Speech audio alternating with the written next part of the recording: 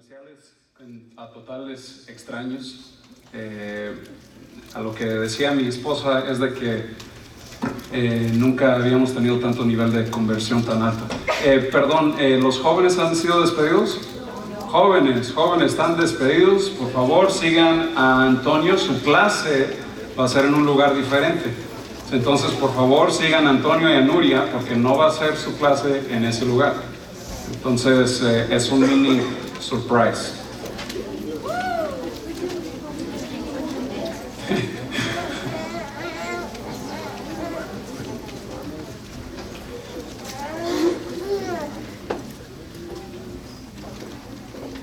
No sé de quién era este, pero huele saladito. Oye, este ya está osado.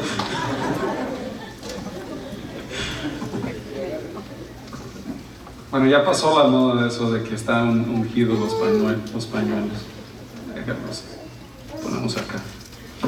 El nivel de conversión fue muy alto personalmente para mí, porque bueno, fui yo con el hermano José, que nos fuimos en pares, y de 7 personas que le compartí yo y el hermano José, 5 decidieron el camino, bueno, de arrepentimiento y de recibir a Cristo en su corazón y empezarlos en el discipulado. Y fue una gran bendición. Esta semana también, el jueves, me di cuenta de que dije, oye, yo tengo que hacer ejercicio otra vez porque la pancita ya me estaba creciendo. Entonces dije, me voy a ir otra vez en la bicicleta. Sí saben que yo soy, bueno, me gusta el ciclismo, no sé cómo se dice, en la bicicleta, hacer ejercicio. Entonces, en mi hora de almuerzo, salgo en mi bicicleta en todo este terreno. Bueno, me le pegué a un gringo. Y entonces íbamos juntos, porque cuando son dos bicicletas y vamos a velocidades altas, siempre es bueno que venga uno enfrente para romper el aire y no se canse uno tanto y hacer mucha más velocidad. Bueno, entonces me le pegué a este gringo y empezamos a hacer conversación,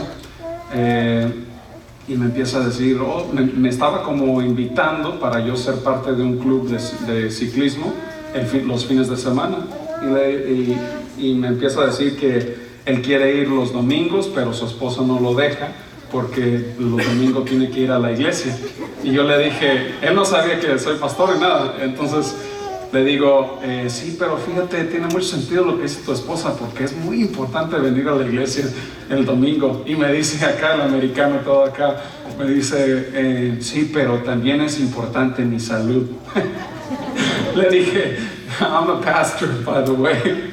Le dije, soy pastor. Y cuando nomás le dije, soy pastor, y ahí le cambió todo. Ah, sí, no, sí, la iglesia. Pero creo que el Señor me lo puso en mi camino, porque ya nos mantenemos en contacto y ahí es una oportunidad para estar discipulándolo. Inclusive la iglesia donde va su hijo, que no, supuestamente él no va, pero su hijo sí va, bueno, pues yo lo conozco. Entonces conozco al ministro y es una oportunidad para discipular a este señor, quien conoce bastante, pero por alguna razón u otra se ha apartado. Creo que el Señor me ha estado hablando referente a evangelizar a los totales extraños y a discipularlos también. Y creo que es algo que tenemos que recordar. Vamos a ponernos de pie, vamos a abrir nuestras Biblias en el libro de Lucas 19, del 1 al 10. Lucas 19, del 1 al 10.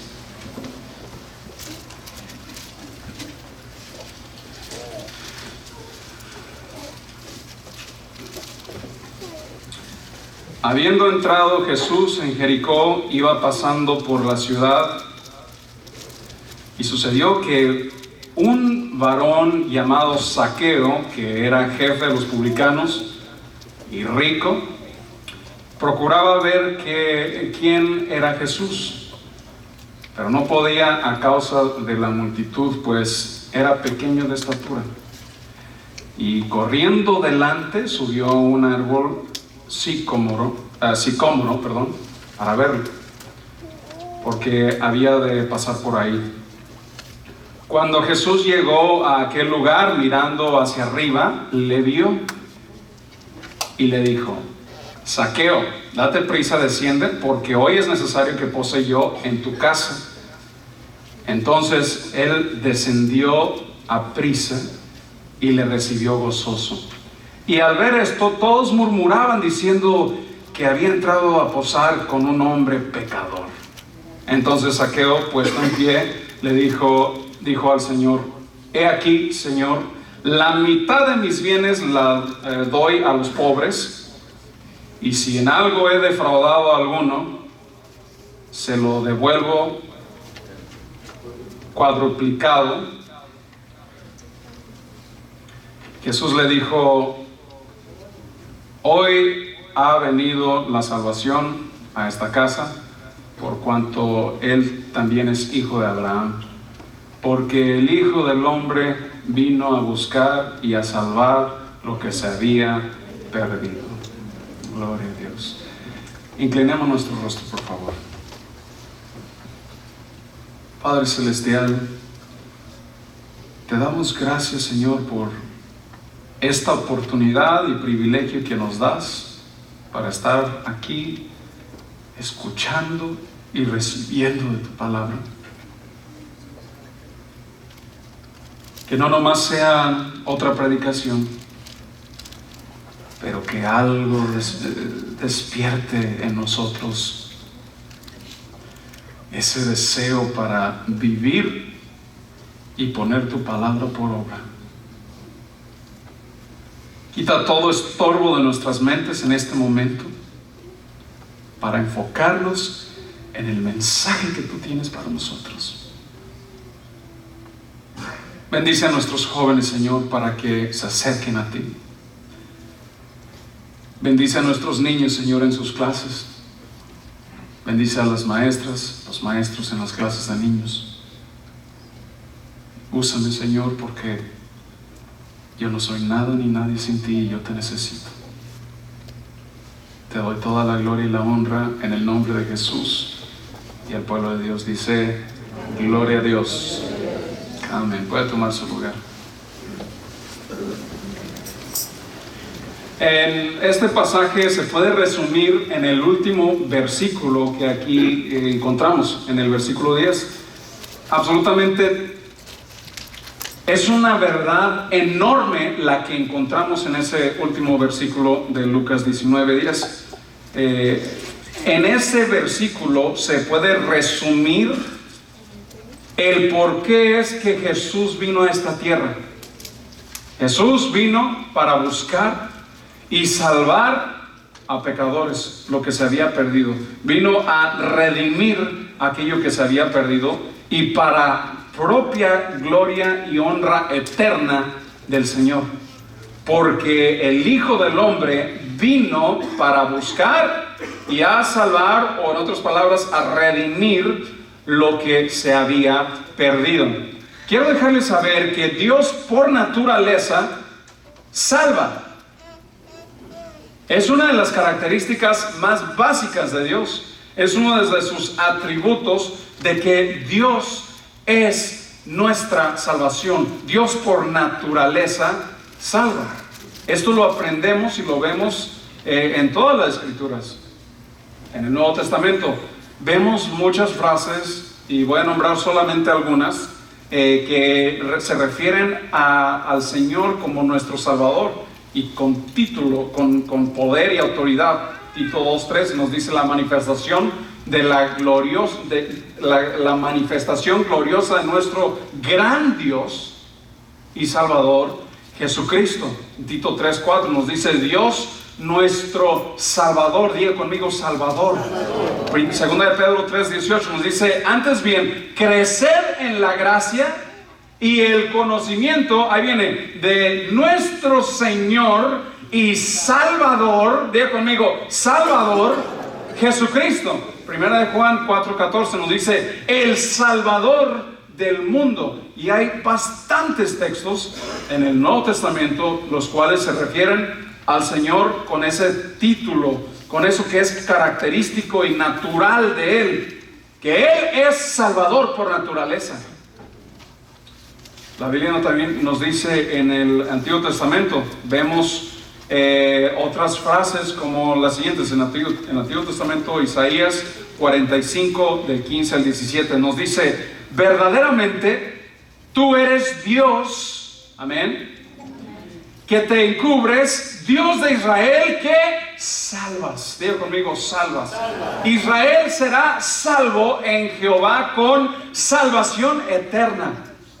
No os avergoncéis ni os afrentaréis por todos los siglos. Versículo 21, proclamad y hacedlos acercarse y entren todos en consulta. ¿Quién hizo oír desde el principio y lo tiene dicho desde entonces, sino yo, Jehová? Viene en tipo pregunta.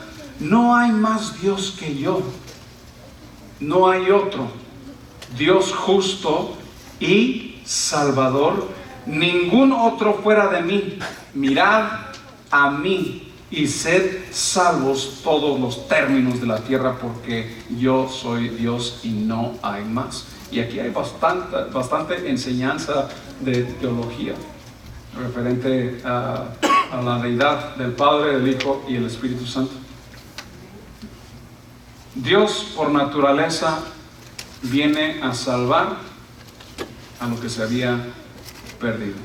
Busca y salva lo que se había perdido. También las Escrituras nos dicen en Juan capítulo 4 versículo 23-24 que Dios busca verdaderos adoradores. Imagínese usted, Dios busca verdaderos adoradores. Verdaderos adoradores, lo más básico que tienen es de que un verdadero adorador es una persona salva, es una persona que ha nacido de nuevo. Uno no puede ser un verdadero adorador y no haber nacido de nuevo. Dios busca esos verdaderos adoradores que le adoren, no en este lugar ni en otro sitio, sino en espíritu y en verdad. Es necesario que le adoren. Y lo más básico de estos adoradores es de que estos adoradores son salvos, son nacidos de nuevo. Pero en principio, repito, en principio, Dios por naturaleza es Salvador y Dios busca a esas ovejas perdidas para salvarlas. Esta historia de Zaqueo y Jesús solamente se encuentra en el Evangelio de San Lucas. Y en este último versículo, el versículo 10, se resume básicamente toda la historia de este pasaje, el cual vamos a ver aquí en unos minutos. Porque el Hijo de Dios vino al mundo, pues aquí se resume esa respuesta y se nos da esa respuesta. Él vino para salvar y redimir lo que se había perdido. ¿Cuántas veces lo ha repetido eso? ¿Unas 5 veces? La repetición es la madre o el padre de toda enseñanza. Que se nos quede bien grabado. Que imagínense la gran importancia. El Padre envía al Hijo, que no tiene precio esto. El Padre envía al Hijo al mundo para salvar y rescatar lo que se había perdido. Ezequiel 34, 11 y 16 nos dice lo siguiente: porque así ha dicho Jehová el Señor, he aquí yo mismo iré a buscar mis ovejas y las reconoceré, y yo buscaré, en el 16, la perdida. O sea, vemos algo desde el Antiguo Testamento, como vemos al Dios revelándose de esta manera, buscando a esas ovejas perdidas. No sé si se nos ha olvidado a nosotros que esa es una parte de nuestra labor. como cristianos, como nacidos de nuevo, de tener esa pasión por ganar y encontrar esos perdidos. Identificar aquellos los cuales Dios está llamando para Él mismo, e ir a ellos y traerles y compartirles el mensaje del Evangelio. Dice Charles Spurgeon, algo que todos sabemos ya, estoy seguro, porque lo he repetido varias veces. Dijo algo que me impresionó hace tal vez unos 5 años, la primera vez que yo lo escuché. Él dice lo siguiente, y lo estoy parafraseando porque posiblemente lo diga equivocadamente. Ahí me corrigen si lo dije mal. Pero dice Charles Spurgeon, un gran predicador, ya hace casi 200 años, dijo lo siguiente: si no tienes pasión para ver al perdido ser salvo, entonces ni tú eres salvo, y de eso puedes estar seguro. Así lo dijo. Si no tienes esa pasión para ver a uno que estaba perdido ser salvo, pues ni tú eres salvo, y de eso puedes estar bien segurito. Bueno, eso yo ya le agregué el segurito. Pero otra cosa que dijo, que también me interesó, dijo que él daría sus ojos. Él daría sus ojos para que, con tal de que un perdido pudiese ver al Señor Jesucristo, o sea, conocerle. Que Él daría sus manos con que un perdido abrazara el Evangelio. Fíjense nomás.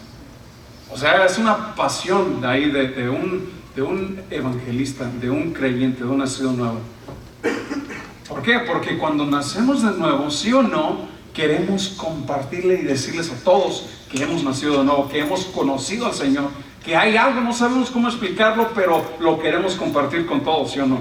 Y te van a tachar de esto, te van a decir de aquello, pero no importa, hay algo que te está consumiendo, algo que no puedes detener, y quieres dejarle saber a todo el mundo de que perteneces a Cristo, de que conociste al Señor, de que tienes la verdad, de que sabes de quién es Él, y le quieres compartir a todos las buenas nuevas. ¿Cuáles son las buenas nuevas? De que Jesús vino y murió en una cruz por ti y por mí, para que por medio de Él tengamos salvación y vida eterna. No por ninguna obra para que nos gloriemos. Lucas capítulo 15, versículo 4. Empezamos a ver cómo Lucas, cómo la importancia de un perdido que de repente ya es salvo. ¿Qué hombre de vosotros, dice Jesús, teniendo 100 ovejas, si se pierde una de las ovejas, deja las 99 ovejas en el desierto y se va tras la que estaba perdida, y al encontrarla, pues cuando la encuentra, se pone este hombre gozoso? Versículo 6. Y al llegar a su casa reúne a sus amigos y a sus vecinos diciéndole: gozaos conmigo, porque he encontrado a mi oveja que había estado perdida. Os digo que así habrá más gozo en el cielo por un pecador que se arrepiente que por 99 justos que no necesitan arrepentimiento. Esto nos comienza a hablar el sentido de cuando uno que estaba perdido de repente ya es encontrado, redimido, salvo. De la perspectiva de Dios y lo que sucede en el cielo, cuando un perdido viene a ese conocimiento, cuando un perdido es encontrado. Nos sigue diciendo en Lucas 15, 8.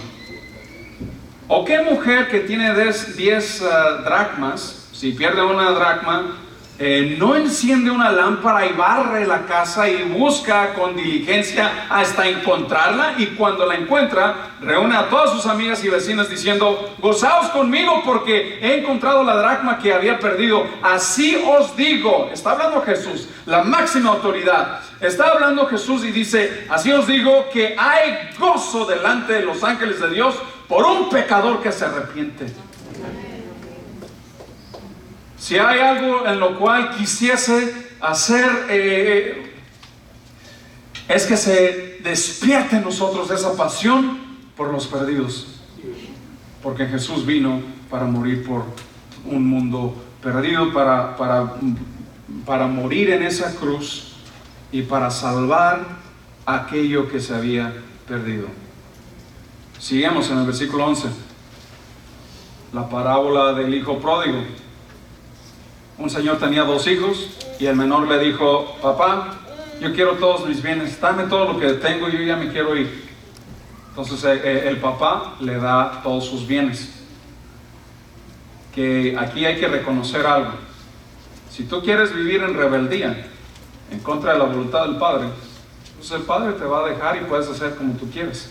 Pero todo lo que obtienes fuera de la voluntad de Dios, lo voy a decir en michoacano, no sirve para nada o para nada. Porque todo lo que uno obtiene fuera de la voluntad de Dios se va a convertir en cenizas. Bien, pero si uno quiere vivir fuera de la voluntad de Dios, bueno, ya el Señor lo va a dejar. El Señor, el Padre aquí, le da todos sus bienes a este muchacho, y el muchacho se va a otra ciudad y gasta todo su dinero.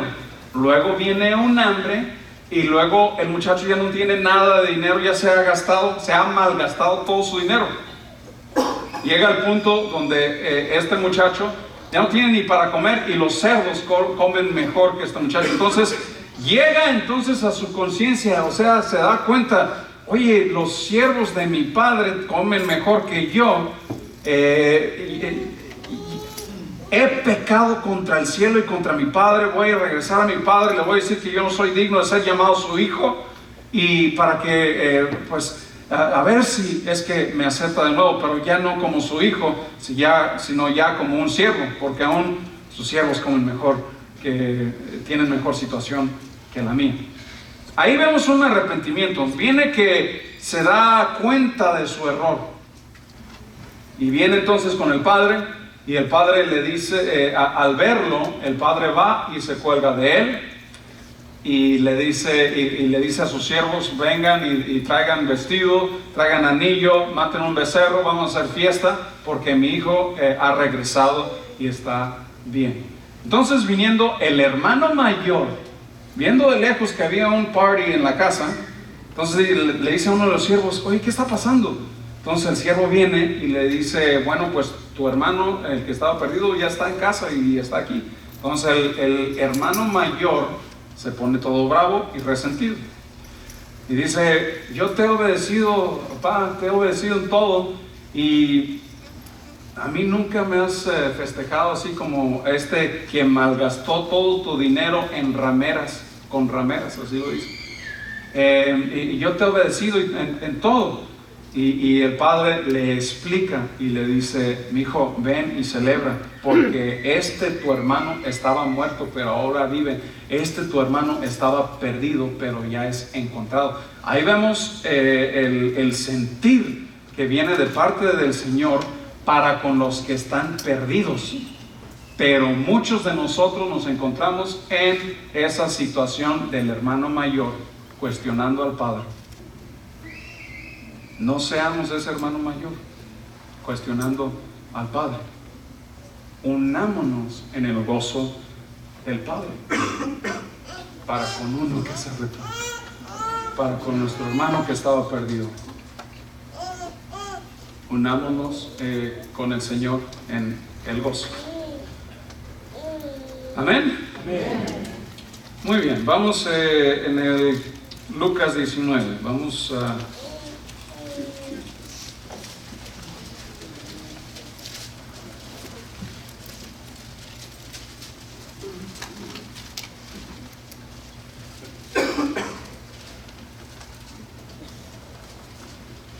Muy bien.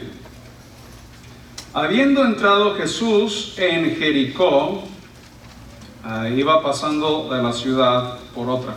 Antes de que Jesús entrara a Jericó, Jesús a la entrada, en el versículo 35 del 18, vemos que Jesús sana a un ciego.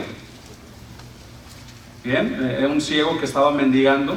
Entonces este ciego pregunta acerca de Jesús, se da cuenta que viene Jesús, Entonces este ciego empieza a clamar y dice, Jesús, hijo de David, ten misericordia de mí. Jesús lo llama, dice, ven. Entonces se lo traen a él y entonces le dice, ¿qué quieres que haga? Y pues recobrar mi vista. Y entonces el Señor lo sana. Algo interesante aquí es de que en la cultura del mundo antiguo, cuando uno estaba ciego, ellos pensaban que, bueno, lo que ellos, era una certeza para ellos, era de que ciertamente estaban pagando el pecado de sus padres o de él. Y al mendigar, o sea, ahora sí que era como un tipo doble impacto aquí de rechazo, porque era rechazado este hombre por ser ciego y por mendigar. O sea, era lo más fuera de la sociedad, era lo vil de la sociedad. ¿Y qué hace el Señor?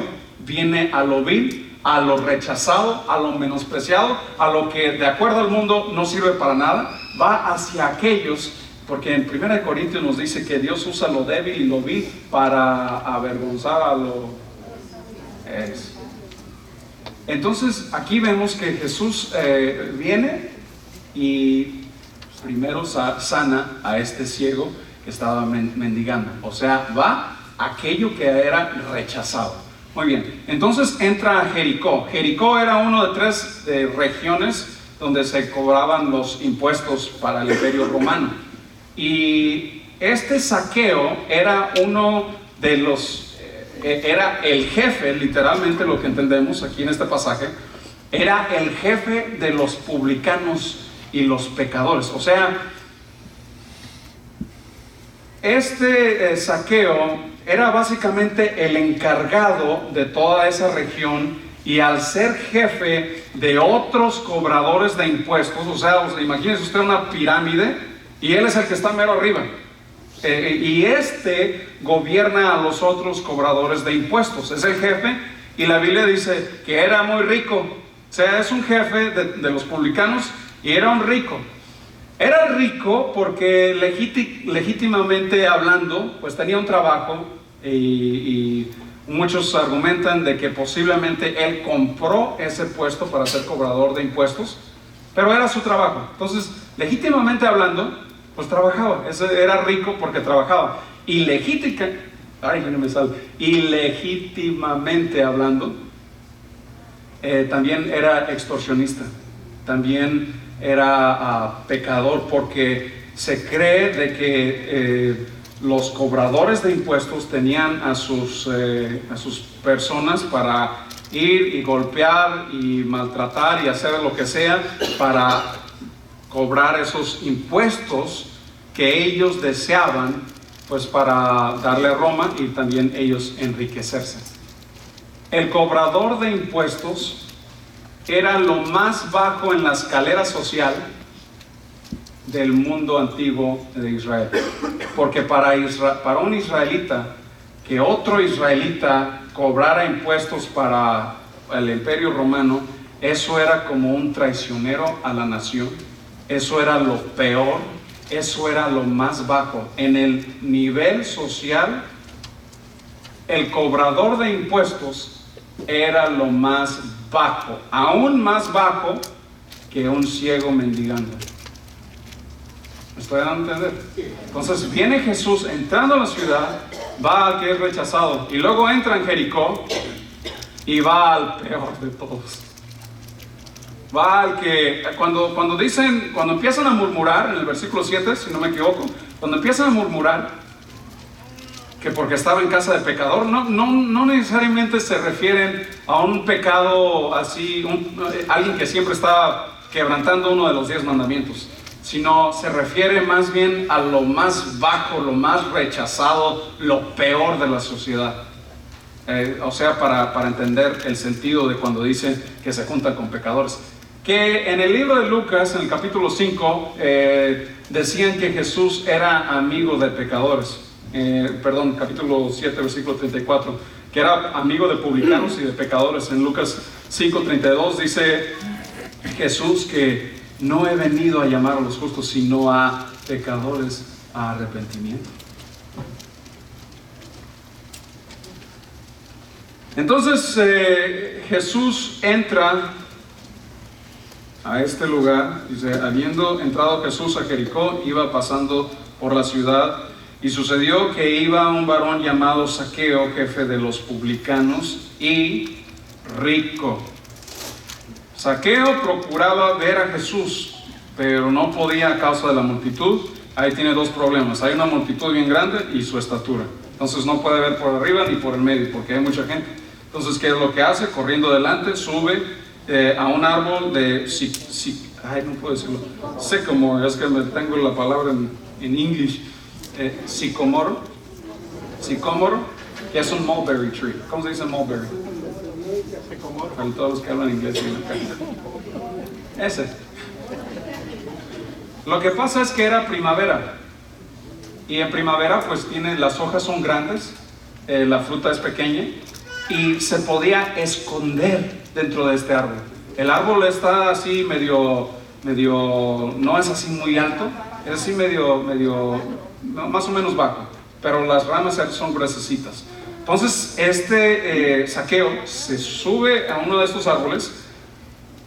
Imagínese usted la posición de él. Él es un hombre rico, pero rechazado, y hasta cierto punto con mucha pena que nadie lo vea, pero tiene un deseo de conocer, de llenar ese vacío que está dentro de él, porque como él es un hombre rechazado, quiere decir esto, que él no es aceptado en ninguna casa judía, aunque él mismo era judío. Él no es aceptado en la sinagoga, es rechazado, es menospreciado. Aunque es rico, con los únicos con los que se puede juntar son con otros igual en su mismo oficio, con otros publicanos y pecadores, técnicamente hablando. Pero Jesús va a su casa por orden divino. Vamos a ver aquí. Corriendo adelante, subió a un árbol sicómoro para verle. Cómoro. Eso, gracias, hermano.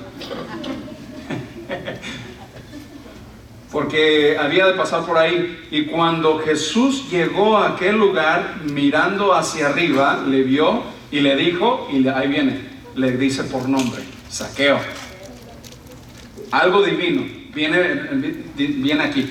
Le llama por nombre, así como el Señor nos conoce a nosotros por nombre. Le llama por nombre y le dice: date prisa y desciende, porque hoy es necesario que pose yo en tu casa. Aquí vemos un orden divino de parte del Señor. Vemos algo que, para empezar, el Señor hace todas las cosas conforme a la voluntad del Padre. Y aquí le está dando orden divina. Bájate hoy, específicamente el día de hoy, y en un lugar específico, tu casa. ¿Ok? Estamos viendo, viene algo grande va a pasar aquí. Entonces, él descendió a prisa y le recibió gozoso. Al ver esto, todos murmuraban, se empezaron a quejar, diciendo que había entrado a posar con un hombre pecador. O sea, todos se ponen ahí a murmurar, todos a criticar, todos quejándose de que estaba en una casa de los peores y los rechazados de la sociedad. Entonces Zaqueo, puesto en pie, dijo: Señor, he aquí, Señor, la mitad de mis bienes doy a los pobres. Aquí ya vemos a un Zaqueo convertido. La Biblia no nos dice qué es lo que el Señor, la conversación específica y exacta que el Señor tuvo con Zaqueo. Pero por todo lo que hemos visto, podemos darnos cuenta de que el Señor, el tono de su mensaje pudo haber sido algo como lo siguiente: arrepiéntete porque el reino de los cielos se ha acercado. Algo con tono de arrepentimiento, o le da orden exacta para a lo más profundo de ese ser, para que se arrepintiera. Por ejemplo, con el joven rico, unos capítulos antes de este, con el joven rico, ¿cómo le dice?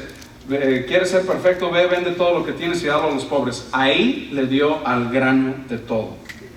Si solamente hubiera hecho eso, ya lo hubiera hecho.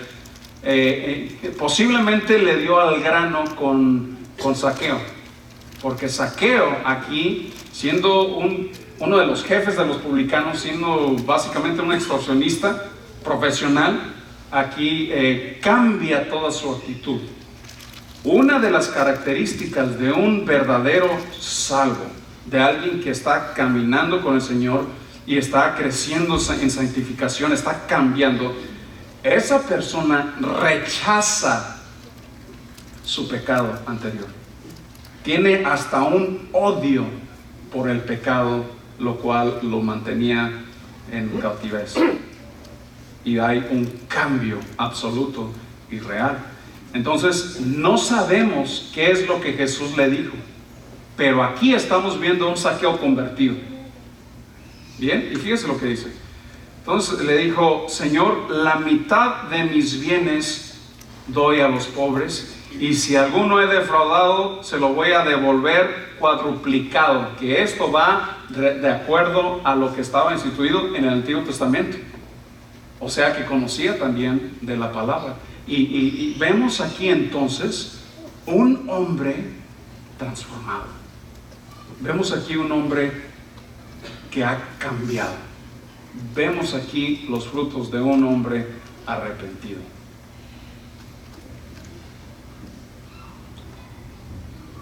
Jesús le dijo: hoy ha venido la salvación a esta casa, por cuanto él también es hijo de Abraham. Recordamos que en otras partes de las Escrituras decían los fariseos: nosotros somos hijos de Abraham.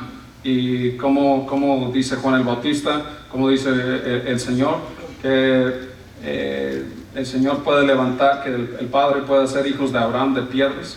O sea, que no confíen en su linaje, en su descendencia, solamente en la sangre, porque ese no es un verdadero hijo de Abraham. Pero aquí Jesús ya está dejando muy claro que Zaqueo, ese es un hijo de Abraham, y así lo pone en ese nivel de salvación. Y es impresionante, es muy grande lo que está haciendo nuestro Señor. No está rechazando eso del cobrar impuestos. No está diciendo, no está poniéndose al lado de los israelitas. No, pues oye, para de cobrarles impuestos a tus propios paisanos. No le está rechazando o cayendo sobre el imperio romano. Está diciendo, sí, básicamente en esencia, pues haz tu trabajo, pero no te pases. O sea, haz con lo que tienes que hacer, pero ya párale de todo lo ilegítimo. O sea, sigue adelante, pero haz lo que es correcto. Y aquí vemos a un hombre arrepentido. Y luego viene la gran verdad de todas. Porque el Hijo del Hombre vino a buscar y a salvar lo que se había perdido. El Señor va a lo peor. Él va a lo que ha sido rechazado. Él va a lo más vil del mundo. Él va en búsqueda de aquel que se había perdido. Él murió por todos esos primos, tías, abuelos, quienes no conocen al Señor, y tú sabes bien quiénes son. Esto nos debería cambiar la perspectiva. Deberíamos nosotros tener ese deseo para compartir la palabra con todos esos perdidos, con todos aquellos quienes no conocen del Señor.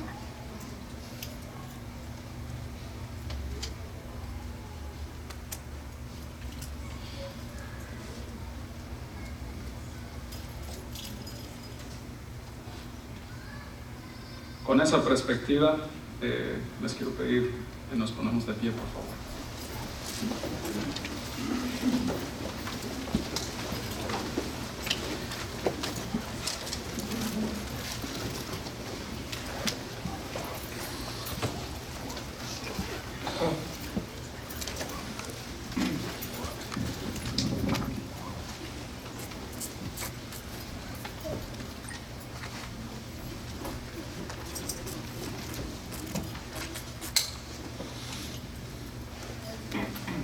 Tú eres un cristiano, eres un nacido de nuevo, y tú lo sabes. Y el Señor. Yo no, tú y el Señor. Y si esa pasión para compartir la palabra al perdido es menos en tu vida, hay que arrepentirse de eso. Eso posiblemente habla de que tu propia relación con el Señor es menos, de que posiblemente le estés dando tu amor y tu lealtad a otra cosa que no es el Señor. Dice uno, es que yo estoy desanimado, pastor. ¿Sabe lo que más puede animar a una persona? Ir a las calles y evangelizar.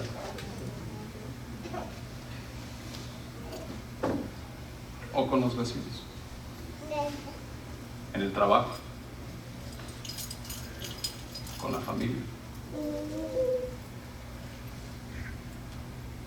Sí. Si tienes esa convicción y sabes bien que le has fallado al Señor en ese punto, hay que ponernos a cuenta con el Señor. Este momento puede ser una oración. Oremos todos juntos. Señor Jesús, perdóname.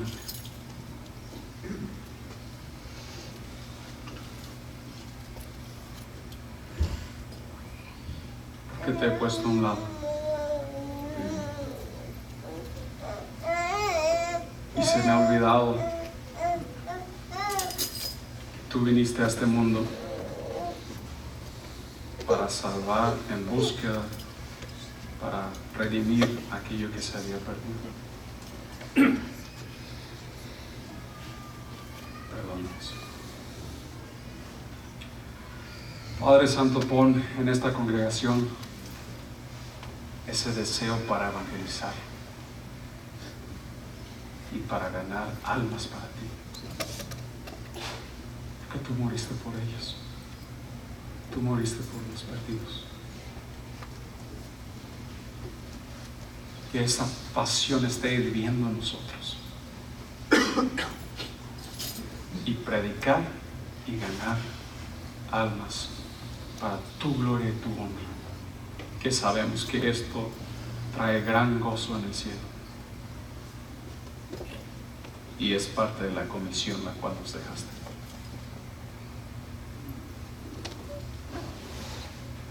Señor, te damos gracias por esta palabra. Ayúdanos, Padre, a ser evangelistas en nuestras propias casas, con nuestros hijos. Ayúdanos, Señor, a ser evangelistas con nuestros familiares, con nuestros amigos, seres queridos y con totales extraños también. Llena este pueblo de tu Espíritu, Padre, para que puedan ser testigos, así como está escrito en Judea, Samaria, hasta los fines de la tierra. Bendice, Señor, a este pueblo. Pon en nosotros esa pasión que nada ni nadie podrá detener. Que tú seas esa pasión y que tu palabra sea proclamada y que crezca tu palabra. Bendice, Señor, a este pueblo para que vivan conforme a las Sagradas Escrituras, conforme a lo que nos has dejado, y para compartir el Evangelio con el que no te conoce. Te damos a ti toda la gloria y la honra en el nombre de Jesús. Amén. Gloria a Dios. Gloria a Dios. Mis hermanos, que Dios los bendiga.